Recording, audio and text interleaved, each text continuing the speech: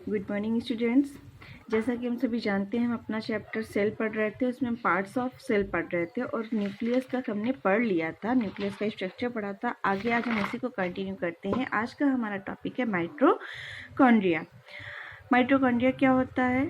Mitochondria are the tiny rod shaped or spherical organelles which are found in all the cells।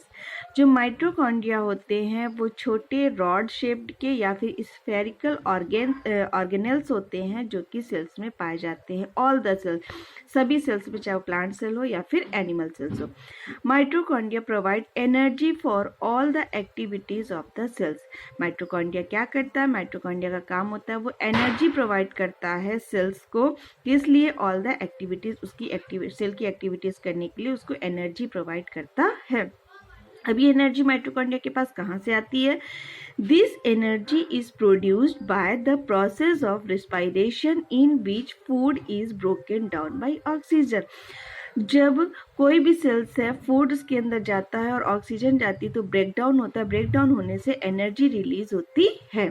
दस mitochondria use glucose and oxygen to produce energy. इसलिए हम क्या कहेंगे कि जो mitochondria होता है वो एनर्जी को रिलीज करने के लिए ग्लूकोज और ऑक्सीजन दोनों का ही यूज करता है। Mitochondria are found in large numbers in the cytoplasm in the cells। Mitochondria जो होते हैं वो किसी भी सेल के अंदर कई नंबर्स में, एक या दो नहीं, 3, 4, 5, 6 ऐसे पाए जाते हैं। लार्ज नंबर्स में, कई मात्रा में पाए जाते हैं। फिगर में देखिए आप, ये फिगर है माइटोकॉन्ड्रिया का। तो देख रहे हो ये साइटोप्लाज्म जो लिक्विड फिल है इसमें ऑर्गेनल से पाए जा रहे हैं। तो यहाँ पर देखिए एक माइटोकॉन्ड्रिया, ये दूसरा ये और तीसरा ये, मतलब लार्ज नंबर में, कई नंबर्स में पाए जाते हैं। ठीक है, आगे देखते हैं। नेक्स्ट आता है हमारा सेल वॉल। सेल वॉल क्या होता है? The plant cells have a thick cell wall around them outside the cell membrane. देखिए यहाँ पर एक वर्ड आया प्लांट सेल। जो सेल वॉल होती है केवल प्लांट सेल में पाई जाती है और ये थिक होती है अराउंड देम, और ये कहाँ पाई जाती है? Outside the cell membrane. Cell membrane के बाहर की तरफ ये पाई जाती है। यानी कि पहले सेल वॉल होगा, सेल मेम्ब्रेन होगी, लेकिन ये किस में होगा? केवल प्लांट सेल के केसेस में होगा। The cell wall is made up of a tough material called cellulose. ये जो सेल वॉल होती है जिस मटेरियल से बनी होती है उसको सेलुलोज कहते हैं। Cell wall gives shape and support to the plant cell. Cell wall का क्या काम होता है? ये शेप देता है और सपोर्ट देता है प्लांट सेल को। Okay, cell wall is not there in animal cells. अभी मैंने ऊपर बताया कि जो सेल वॉल होती है वो एनिमल सेल्स में नहीं पाई जाती है। The cell wall is a non living part of the plant cell. Cell membrane जब मैंने पढ़ाया था तो मैंने बताया था सेल मेम्ब्रेन जो होती है वो लिविंग पार्ट होती है सेल का, लेकिन जो सेल वॉल होती है वो नॉन लिविंग पार्ट होती है। Plants need protection against high winds speed. जो प्लांट्स होते हैं उनको प्रोटेक्शन चाहिए होता है। बहुत तेज हवाएं जब चल रही होती है या टेम्परेचर का वेरिएशन होता है और एटमॉस्फेरिक मॉइस्चर जो होता है, उन सब से प्रोटेक्शन कौन दिलाता है इनको? Cell wall. ओके, आगे देखते हैं। नेक्स्ट है हमारा क्लोरोप्लास्ट। क्लोरोप्लास्ट क्या होता है? नेक्स्ट ऑर्गेनेल्स है या पार्ट्स ऑफ सेल है वो है क्लोरोप्लास्ट।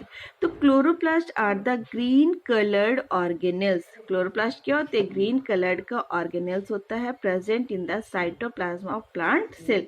ये भी प्लांट सेल के साइटोप्लाज्म में प्रेजेंट होता है। The process of food making by plants known as photosynthesis take place in chloroplast. जैसा कि हम सभी जानते हैं कि जो प्लांट्स होते हैं वो फोटोसिंथेसिस का प्रोसेस करते हैं अपना भोजन बनाने के लिए। तो ये प्रोसेस कहाँ पर होता है? क्लोरोप्लास्ट में होता है।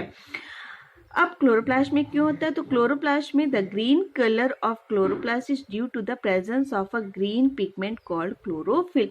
जो क्लोरोप्लास्ट होते हैं उनका कलर जो होता है वो ग्रीन क्यों होता है? क्योंकि उनमें एक पिगमेंट प्रेजेंट होता है जिसको कहते हैं क्लोरोफिल, जिसकी वजह से क्लोरोप्लास्ट जो होता है वो ग्रीन कलर का होता है।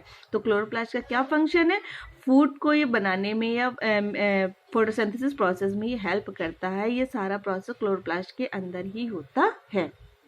ठीक है, आगे देखते हैं। Large vacuole. इन सारे पार्ट्स के अलावा एक वैक्यूल्स पाए जाते हैं जो कि प्लांट सेल में लार्ज होते हैं और एनिमल सेल में छोटे छोटे से वैक्यूल्स पाए जाते हैं। वैक्यूल्स इज अ स्पेस, कैसा है, एक स्पेस होता है in the cytoplasm of a cell.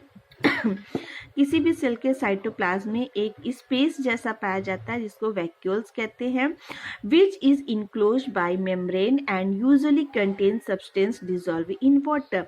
ये जो वैक्यूल्स होते हैं ये भी चारों तरफ से एक मेम्ब्रेन से कवर्ड रहते हैं और इस वैक्यूल्स के अंदर बहुत सारे सब्सटेंस फिल रहते हैं।